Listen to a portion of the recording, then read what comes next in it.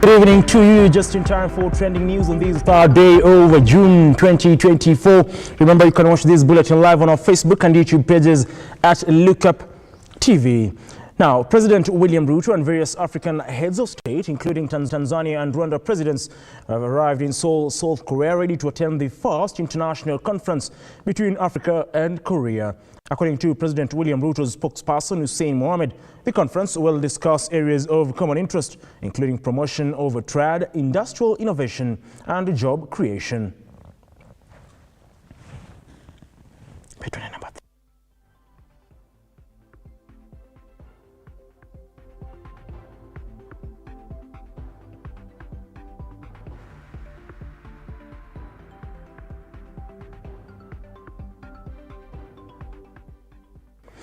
Now, in a philanthropic move, BCLB chairperson Jane Mwikali, accompanied by BetPower marketing manager Simon Mwangi, have spearheaded the distribution of water tanks to 14 counties across Kenya, aimed at promoting water harvesting and conservation initiatives.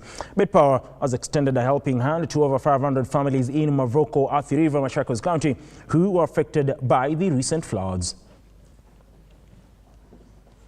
To the people of Mavoko and also at the river. This will target the people who have been affected, the victims of floods, and in partnership with the gaming board BCLB, with the chair lady Jane Makau, we were able to target these families and households which were affected. We are partnering together with the county governments. We, as you saw in the morning today, I flagged off 60 water tanks for harvesting, that which goes to 14 counties in Kenya.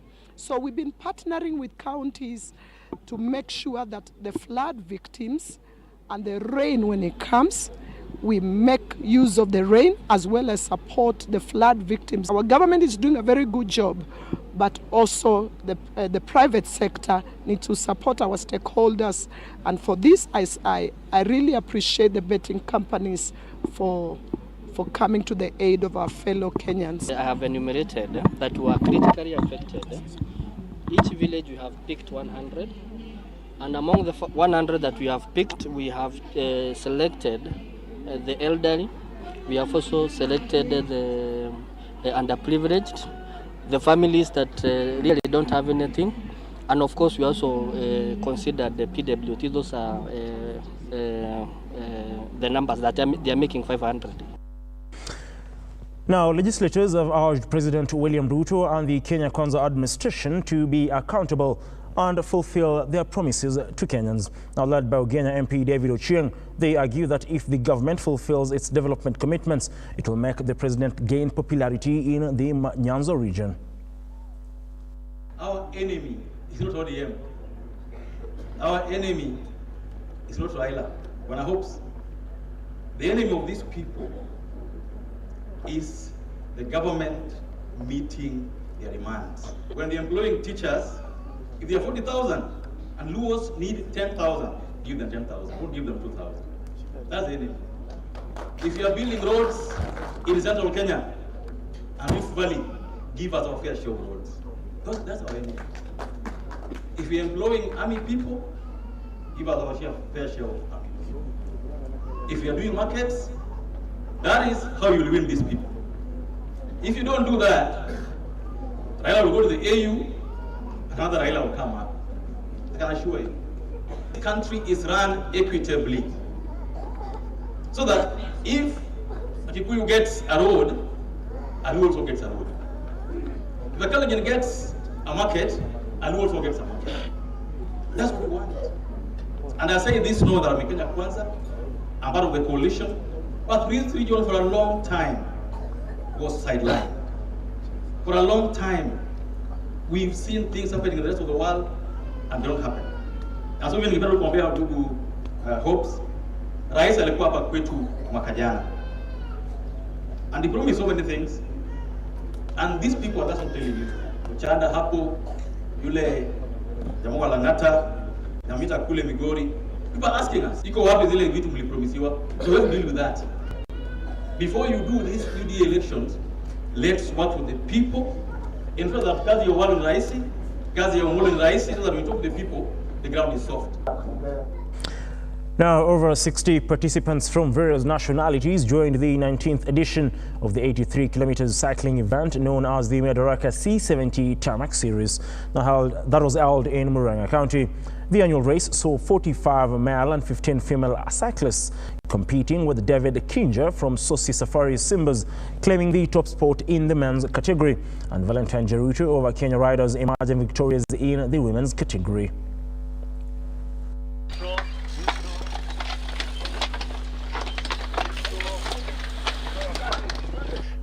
Leo tuko mashindano ya baiskeli, the 9th edition of the Madaraka Day Challenge in commemoration of our freedom and the struggle of the Mau Mau. So we designed this race to just commemorate that. I'm a Ugandan by nationality. I came here to participate in this class race challenge because it's like I've taken my cycling as my career, and hope many other ladies who are there watching can also be inspired, because cycling is just not a sport for men, but I think also women can do it. Naona game itakuwa sawa, ni kungangana. Yeah. Nisha participate. Yeah, hii ni yangu ya ine. Yeah. Namba kwa nishaikuwa namba 6, 7 na 9. Yeah, nataka kuambiwa ngangane. Push hard. Yeah. My expectation in this race is to win and to have fun. I encourage other ladies to come and race. It's not just like competition, but to improve on yourself and to enjoy the life experience of a bike. Ningependa serikali itilie maanani kwa mchezo wa baiskeli, kwa maana hiyo ndio bado inaamka.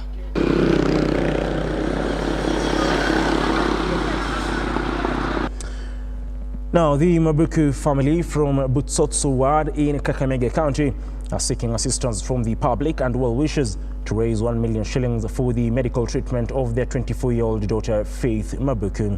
Mabuku is a first-year student at the University of Nairobi who suffered injuries from a fall that requires surgery following a damage to her spinal cord.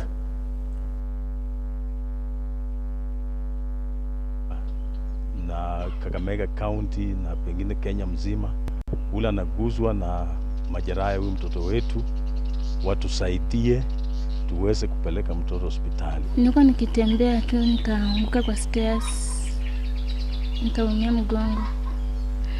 Baada ya hapo alinichukua akanipeleka hospitali, Mama Lucy Kibaki Hospital.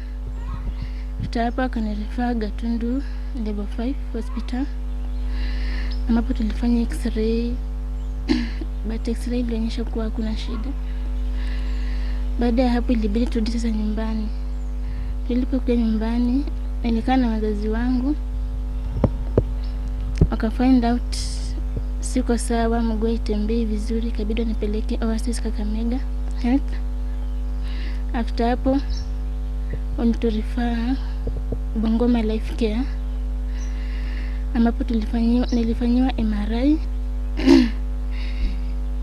Nilifanyiwa MRI ikapatikana kwa spinal cord iko na shida, na hapo tuliambiwa cost of 1 million, ambapo wazazi wangu wengi waweza ku raise peke yao. So after hapo nitorifa Eldoret Livingstone. Hapo ndipo pesa ilikuwa juu, wazazi wangu hawangeweza ku raise. So ikabidi atafute marafiki na wasaidizi ambao wataweza kumsaidia ili nirudi shuleni. Now, if Parliament accepts a proposal from all 47 women representatives for tax exemption of sanitary towels, millions of underprivileged schoolgirls nationwide will receive them for free, courtesy of the government. The distribution will now be overseen by the women representatives through the National Government Affirmative Action Fund, following the transfer of responsibility from the Ministry of Education.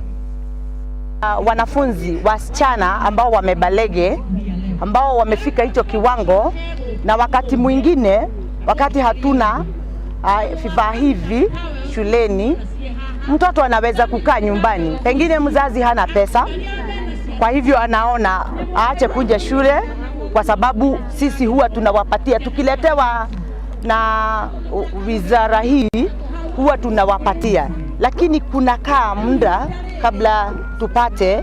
Kwa hivyo ndio maana tumefurahi kama Honorable wa Muratha, kwa sababu ni wa kike kama sisi, atashughulika kila mwezi kuhakikisha kuwa wasichana wetu hawana tatizo hili tena. Wavulana wasilalamike kwa sababu wameachwa, na nafasi hii tuseme ni ya wasichana, na watasaidika na pesa hizi kwa sababu ni vile sisi tumeubwa. Tumeungana hapa na County Commissioner wa Kiambu County na viongozi wengine wa serikali ili kuja kulaunch officially mpango ambao ni wa serikali, ambao umekuwa katika Ministry ya Education, na kwa wakati huu mpango huo umetolewa kwa Ministry ya Education na umeletwa kwa National Government Affirmative Action Fund, ambayo ndio kiti ambayo ina support ofisi ya Women Rep.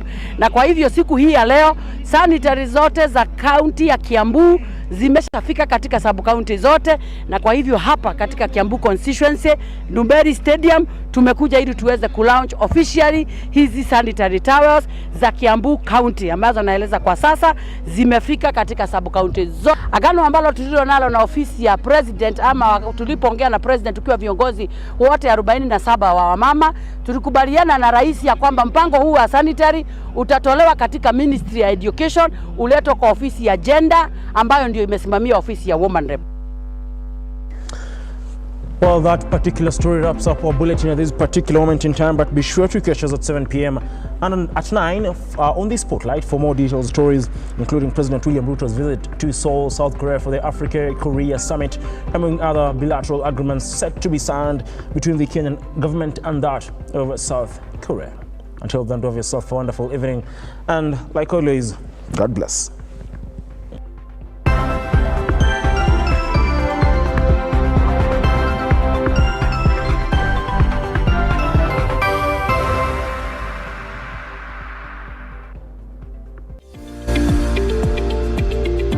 We value your feedback.